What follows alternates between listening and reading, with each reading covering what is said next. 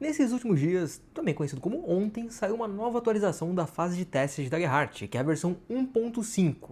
E uma das coisas que eu achei mais legais dessa versão foi a possibilidade dos personagens terem transformações. Mas que tipo de transformações que são essas? Por enquanto, são 6 possibilidades: vampiro, lobisomem, reanimado, shapeshifter, fantasma e semideus. Mas como é que isso funciona? Primeiro que essa é uma coisa opcional, pode ser que na campanha, na aventura que tu tá jogando não tenha isso. Tudo depende se o mestre quer ou não que faça parte do jogo, essa coisa das transformações. Mas sendo parte do jogo, isso daí pode ser introduzido de duas formas diferentes. Ou vai ser algo que o personagem pode adquirir ao longo do jogo, por exemplo, alguém pode ser por acaso mordido por um vampiro e se transformar em um, mas também pode ser que os personagens já comecem transformados, que desde o começo eles já sejam lobisomens, vampiros, fantasmas ou qualquer coisa do tipo. Tudo depende de como que o mestre vai querer introduzir isso na campanha. E essas transformações têm obviamente um impacto narrativo, porque elas impactam na história, mas elas também trazem componentes mecânicos novos pro jogo. Isso porque cada transformação vai dar duas características novas pros personagens, e isso inclui tanto coisas positivas quanto negativas. Então, pra coisa ficar mais clara, vamos dar uma olhada em cada uma dessas transformações, quais são as características delas e como que elas afetam os personagens. E vamos começar logo pelo famoso vampiro, que é aquele mesmo que tu conhece, que tem o dentinho pra beber sangue. E a primeira característica dele é justamente a presa, que é o que ele usa pra beber o sanguinho dele. E ela vai te permitir fazer uma rolagem de força pra usar o teu dentinho afiado pra morder um alvo dentro do alcance muito curto, e isso vai fazer com que ele tome D8 de dano usando a tua proficiência. E a segunda característica é a alimentação, porque quando tu fizer uma mordida bem sucedida, tu vai poder marcar um ponto de estresse pra dar uma sugadinha no sangue do alvo. E isso vai te dar uma quantidade de tokens equivalente ao dano que tu causou na mordida, até um máximo de 5. Mas pra que servem esses tokens? Quando tu fizer uma rolagem de ação, tu vai poder gastar um desses tokens pra transformar o seu dado de medo em um D20. Mas fica ligado que sempre que tu fizer um descanso longo, tu também vai perder um desses tokens. E até agora a gente só teve vantagem em ser um vampiro.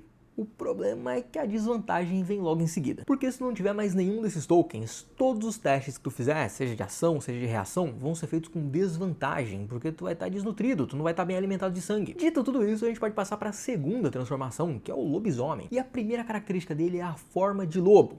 Mas o que ela faz? Sempre que tu tomar uma porrada que tire pelo menos um ponto da tua vida, tu vai poder marcar também um ponto de estresse para entrar na forma de lobo. E aí que enquanto tu estiver nessa forma, tu vai ganhar um dado extra de 10 lados para usar em todas as tuas rolagens de ataque e de dano. Só que tem um porém, porque enquanto tu estiver transformado em lobo, toda vez que tu fosse ganhar um ponto de esperança, no lugar disso tu vai na verdade tomar um ponto de estresse. E a segunda característica do lobisomem é o frenesi, porque quando tu marcar o último ponto de estresse estando na forma de lobo, tu vai entrar em frenesi. E o que acontece com isso? Acontece que tu vai rolar uma quantidade de dados de 20 lados equivalente ao teu patamar de nível, e esse vai ser o dano que tu vai causar em todos os alvos dentro do teu alcance muito curto. Só que depois disso tu vai sair da forma de lobo. A terceira transformação é o reanimado, que é basicamente um corpo que morreu e foi trazido de volta à vida, que tu pode chamar de zumbi se tu quiser também. A primeira característica dele é a chamada costurar, e ela vai te dar uma boa prejudicada na tua capacidade de se curar, de curar tua vida. Primeiro porque tu não vai poder curar a tua vida em hipótese alguma, exceto em duas situações. A primeira delas sendo o movimento de descanso, e a segunda sendo o movimento de morte usando o arriscar tudo. Tirando essas duas situações, tu não pode curar a vida de outra forma. Só que o problema é ainda maior, porque mesmo durante o descanso, tu só vai poder curar a tua vida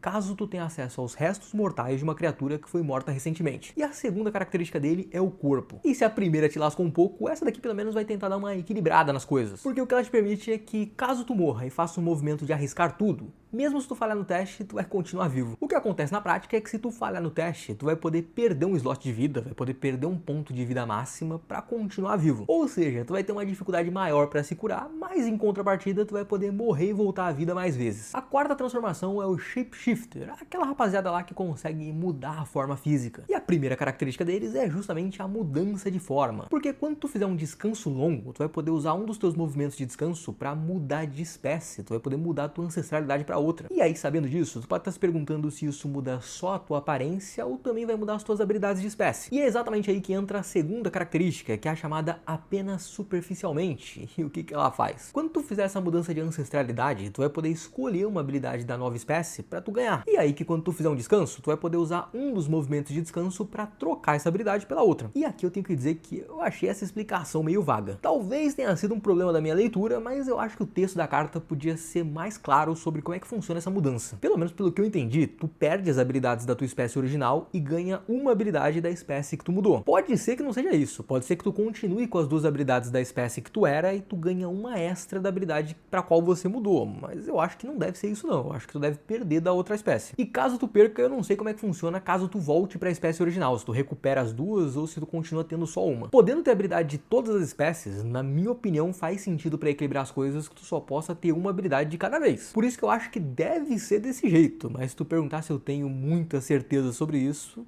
eu não tenho não. O que eu espero é que na próxima atualização eles coloquem um texto mais explicativo sobre como é que funciona essa mudança. Mas chega de enrolação e vamos para a próxima transformação, que é o fantasma. E a primeira característica dele é a forma espiritual. O que ela te permite é transitar entre a forma corpórea e incorpórea, ou seja, entre um corpo físico e um fantasma. Só que tu vai ter que pagar um ponto de estresse cada vez que mudar de um para outro. Enquanto tu estiver na forma de fantasma, tu pode atravessar objetos sólidos e fica completamente imune a danos físicos. Só que em contrapartida, se tu tomar um dano mágico, tu vai tomar o dobro do dano. Além disso, se tu quiser atacar ou interagir fisicamente com o mundo material, tu ainda vai ter que gastar 2 pontos de esperança para isso. Já a segunda característica do fantasma é o efêmero. O que ela faz é com que tu perca um slot de vida, tu perca um ponto de vida máxima. Quando tu receber essa carta, seja durante o jogo, seja na criação de personagem, e tu ainda vai perder um slot toda vez que tu passar de patamar de nível. Além disso, quando tu perder o teu último ponto de vida, tu obrigatoriamente vai ter que fazer aquela ação em que tu enfrenta a situação de frente e faz uma última ação gloriosa, com sucesso crítico. Porque tu já é fantasma, tu morreu de novo, não vai ter chance de voltar, cara, essa daí foi a última. E por falar em última, a gente tem a última transformação, que é o semideus. E a primeira característica dele é o Icor dos Deuses, que faz com que o teu dado de vantagem seja sempre um D10 em vez do D6 que seria normalmente. E a segunda é o peso da divindade, porque toda vez que tu fizer uma rolagem que resulte em fracasso com medo, tu vai ter que escolher uma opção entre duas possíveis. Ou tu vai marcar um ponto de estresse, ou tu vai ter que dar um ponto de medo adicional pro mestre. E essas aqui que eu falei são as 6 transformações possíveis que tu pode ter, pelo menos por enquanto. Porque, como eu falei, isso ainda tá em fase de testes. Pode ser que mude na próxima atualização, pode ser que algumas saiam, que outras entrem. Mas dito isso, eu quero te perguntar 2 coisas. A primeira delas é o que tu achou dessa coisa de transformação? Tu acha legal essa mecânica do personagem poder se transformar em alguma outra criatura e ganhar coisas positivas e negativas com isso? Porque do ponto de vista narrativo, tu pode tranquilamente dizer que um personagem é um vampiro, um lobisomem, um fantasma ou qualquer coisa do tipo, mas essa mecânica adiciona coisas que vão além do narrativo. E o que tu achou disso? A outra coisa que eu quero saber é o que tu achou dessas transformações especificamente, dessas 6, qual que tu achou mais legal, qual que tu não gostou tanto, qual que tu gostaria que o teu personagem fosse. E ainda vou aproveitar para lançar uma pergunta extra. Tem alguma delas que tu achou que ficou muito boa ou muito ruim? Qual mudança que tu faria na próxima atualização? Me conta aí nos comentários e também aproveita para deixar aquela curtida e eu também te convido a se inscrever no canal para tu não perder os próximos vídeos, porque esse